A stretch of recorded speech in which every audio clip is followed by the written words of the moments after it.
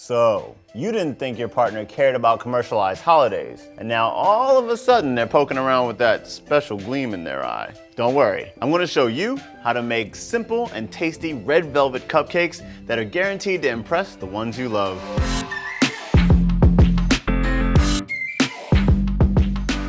We're gonna preheat our oven to 350 degrees. Get a large bowl. We're gonna add our cake mix. Add some sour cream right there. We're gonna add some water, some vegetable oil, a whole bottle of McCormick red food coloring. Red is the color of love. Now we're gonna add some eggs and some vanilla extract.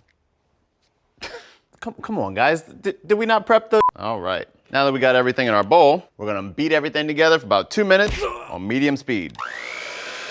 Get everything together. Get all the sides. All right. You don't have to go any longer than 2 minutes. You don't want your cupcakes to come out dense at all, right? Place it in 12 paper-lined muffin cups. Get a nice big old glob. And when you're pouring these, you wanna make sure that every cup is roughly 2/3 full, all right? So they have room to grow when they bake in the oven. There we go. So we're gonna pop these in the oven for about 20 minutes. Now most ovens don't cook evenly, so check in about halfway through and make sure that one side isn't cooking faster than the other.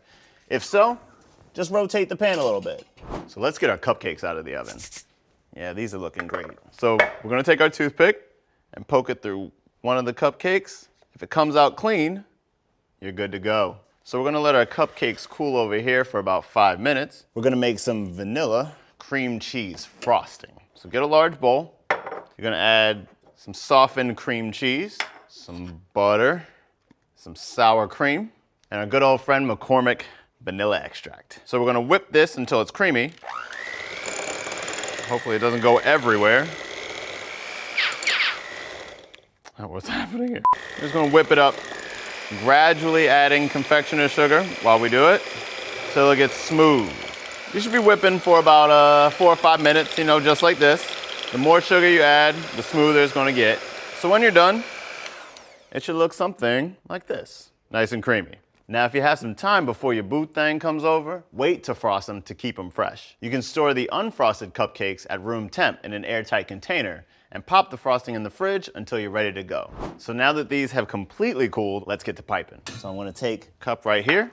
I'm gonna fold the top part of the bag open, put it right inside the cup while I put our frosting inside the cup. It should fall right into the cup. You don't wanna overfill your bag.